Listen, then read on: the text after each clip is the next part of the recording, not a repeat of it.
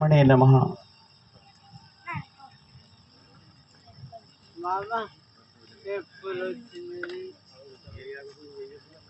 విశేషంగా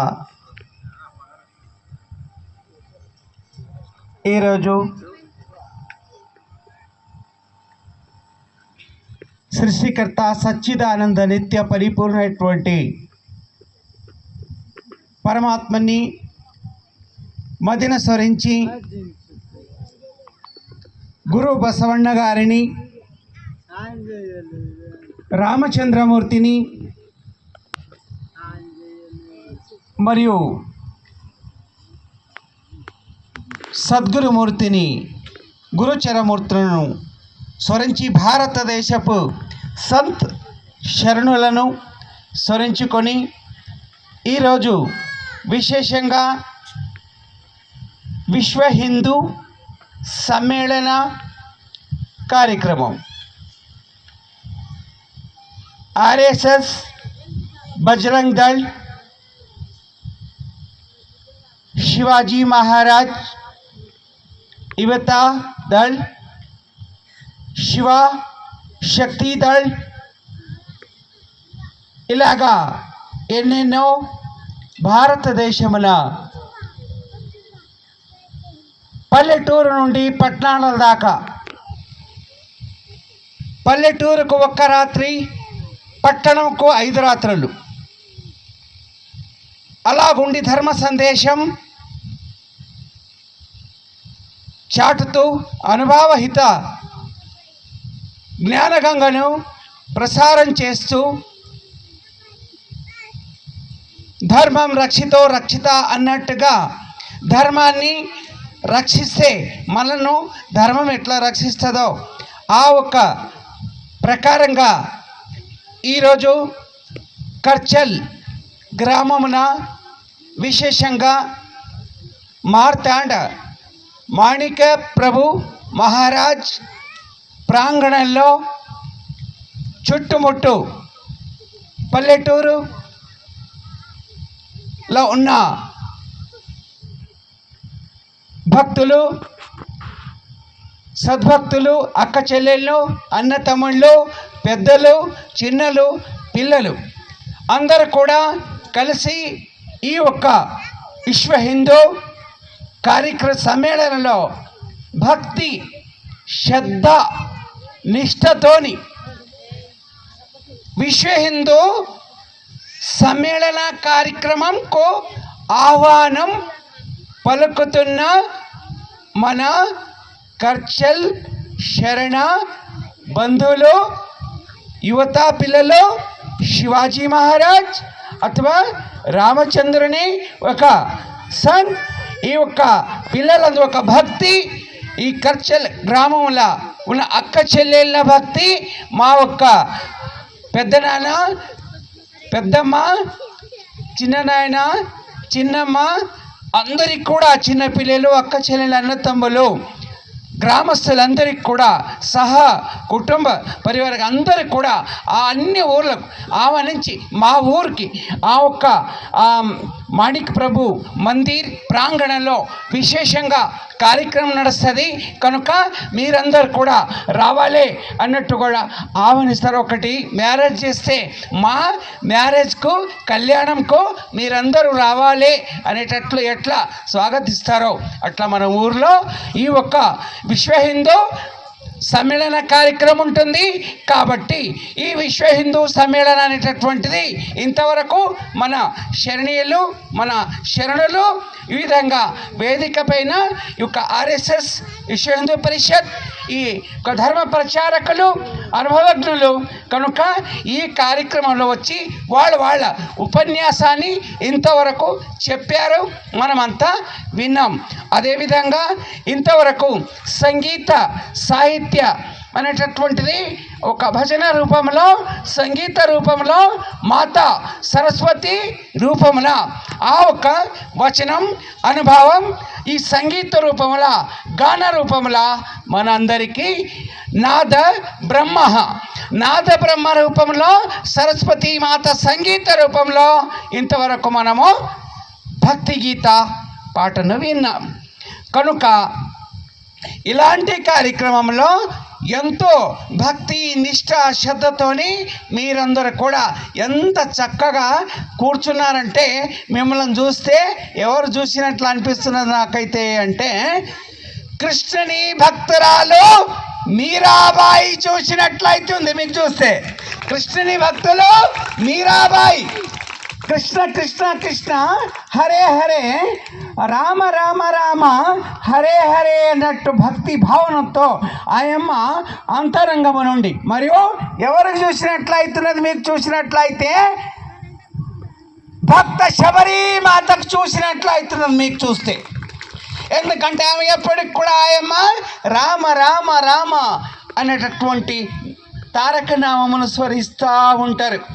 అదేవిధంగా మన అబ్బాయిలు మన పెద్ద మనసులు వాళ్ళకు చూస్తే ఎవరు చూసినట్లయితుందంటే తుకారాం మహారాజుకు చూసినట్లనే అవుతున్నది. మీకంతా చూస్తే తుకారాం మహారాజుకు చూసినట్లయితే. ఎందుకంటే కూర్చున్నా నిలబడ్డా లేచిన పాండురంగ పాండురంగ ఆ కృష్ణునికే ఇంకొక మారు పేరు పాండవులకు కాపాడిన కృష్ణుడు కాబట్టి పాండురంగ. అందుకు విఠల పాండురంగ తుకారాం మహారాజు చూసినట్టు. అందుకనుక ఈ విధంగా మూల కారణం ఈ పృథ్వీ మీద ఎవరు కావాలా ఏముండే పృథ్వీ సమస్త సృష్టి తయారు చేసిన జగత్పిత పరమాత్మ. ఆ పరమాత్మ పరశివ పరబ్రహ్మ మరియు పరాశక్తి దేవుడు ఒక్కడే ఉంటాడు. నామాలు అనంతం ఉంటుంది కనుక దేవతలు 33 కోట్లు. దేవతలు ఎంతమంది మీకు అడుగుతున్న అందరికి దేవతలు ఎంతమంది 33 కోట్లు. జగత్తుకు ఉన్న నడిపించే శక్తి ఒకటే పరాశక్తి పరశివ పరంధామ పరబ్రహ్మ అనేటటువంటిది ఆయనకే నామం ఉంటుంది బిరుదు నామం. కనుక వాస్తవికంగా ఈ భూమి మీద ఈ పంచభూతాల సృష్టి అయిన తర్వాత సమస్త జీవ జంతువులన్నీ నిర్మితమైన తర్వాత దీనికి పరిపూర్ణమైన జ్ఞానం ఇచ్చినది ఏదానికంట అంటే అది ఒక మానవునికి ఇవ్వబడింది. ప్రాణ జీవ కోట్లకు ఇవ్వలేదు. ఒక్క ప్రాణులకు గురువు అనేటోడు ఉండడు. కాబట్టి ఒక మనిషికే ఉంటాడు. ఎట్లా అంటే ఈరోజు చెప్తున్నా ఇంతవరకు ప్రోగ్రాంలు ఇంకొక ప్రోగ్రాంలు కూడా విన్నా ఈ ధ్వజం గురించి. ఈరోజు కూడా వింటున్నా భారత్ మాత గురువుగా ధ్వజం గురువుగా అని ప్రకటిస్తున్నారు.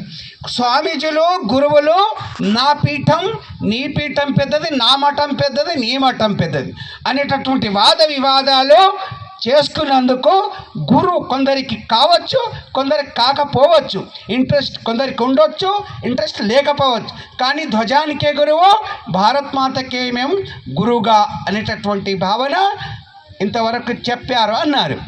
అయితే వాస్తవికంగా ఈ ఒక్క సంసారంలో రాజకీయంలో మంచి వాళ్ళు ఉన్నారు అలా పడరాని వాళ్ళు కూడా ఉన్నారు.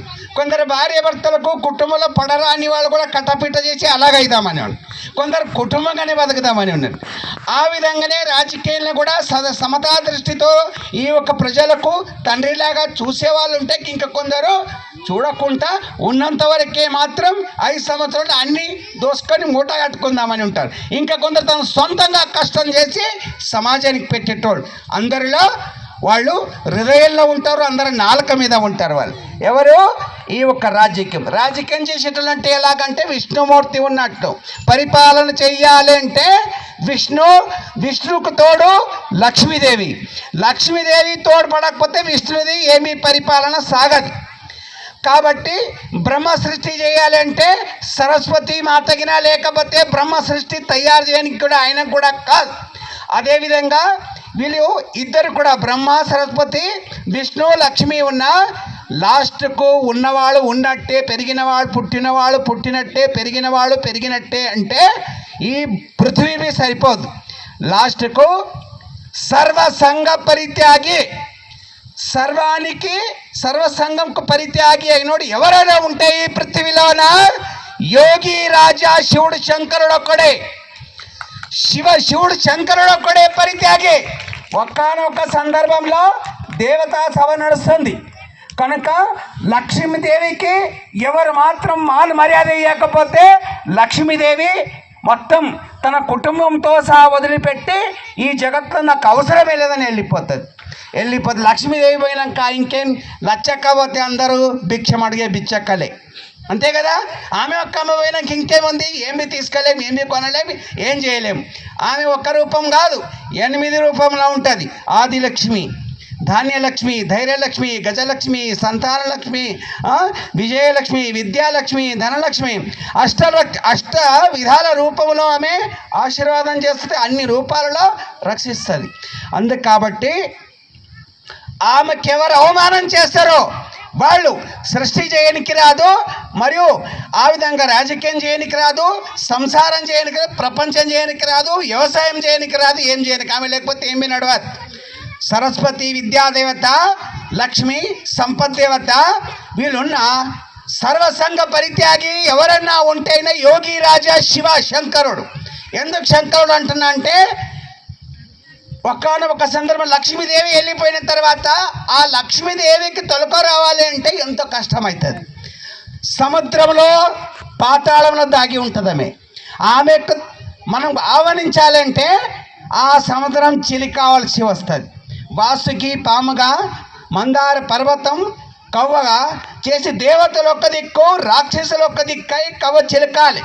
చిలికినప్పుడు అక్కడ యాయా వస్తువులు తేలుతావో అవేవి అన్ని కామధేను, కల్పవృక్ష, పారిజాతం ఇవన్నీ కూడా అప్పుడే వస్తాయి. చంద్రుడు, అమృత భాండం, లక్ష్మీదేవి అన్నీ కూడా బయటకు వస్తాయి. ఫస్ట్ స్టార్టింగ్ యా వ్యక్తి దేశ సేవ, రాష్ట్ర సేవ, సమాజ సేవ చేయనికి ముందుకు అవుతారో ఆ మనిషికి అనేక సమస్యలు ఎదురవుతాయి. దానికి తట్టుకోవాలి. అందుకు కాబట్టి మంచిగా ఉంటుంది, చెడ్డగా ఉంటుంది, విషం కూడా ఉంటుంది, అమృతం కూడా ఉంటుంది. ఈ చిలికే సందర్భంలో మొట్టమొదటిగా అమృతం రాలేదు, మొట్టమొదటిగా విషం వచ్చింది. విషం వచ్చినప్పుడు అందరూ కూడా ఇప్పుడు ఇలాగ ఈ సందర్భంలో ఈ మాణిక ప్రభు ప్రాంగణంలో ఎలా కూర్చొని మనము సత్సంగం చేస్తున్నామో దేవతలందరూ కూడా సభ చేసారు. అది అన్నీ కూడా చిలికిరి అంతాయే కానీ విష ప్రభావం మొదలైంది. దీనికి ఎట్లా పరిస్థితి? మరి ఈ విషయం ఎవరు స్వీకరిస్తారో వాళ్ళు స్వీకరిస్తేనే ముందు కార్యక్రమం ప్రారంభం ఉంటుంది, లేకుంటే ఈ కార్యక్రమం ఇడికే స్టాప్ అనుకున్నారు దేవతలంతా. అట్లనప్పుడు మొట్టమొదటిగా సృష్టి నిర్మాణం చేసేటోళ్ళు ఎవరు అంటే బ్రహ్మదేవుని పిలిచారు. బ్రహ్మదేవ ఏం చేయాలన్నా నువ్వే మొదలవుతావు, సంకల్పం సృష్టి తయారు చేయండి. ఈ విష ప్రభావం ఏముంది, దీనికి ఎవరు స్వీకారం చేస్తారు, ఆ తర్వాత ముందు కార్యక్రమం అన్నప్పుడు నా వలన కాదప్ప ఇది స్వీకారం చేయడానికి విష ప్రభావం అంటే కాదు. దేవతల సమానం ఉన్నప్పుడు దేవతల దానిలో నువ్వు కూడా లెక్కకొస్తావు, నువ్వు కూడా స్వీకరించాలంటే కొంచెం విష ప్రభావం తీసుకొని జన్మార క్రుద్ధ కొట్టాడు, నీదైంది. తర్వాత విష్ణుదేవ మీరేమంటారంటే వాళ్ళు అంటారు సరే అని తీసుకుని విషయం పేయంతా రుద్దుకుంటారు. తర్వాత దేవతలకు అంతా అడిగితే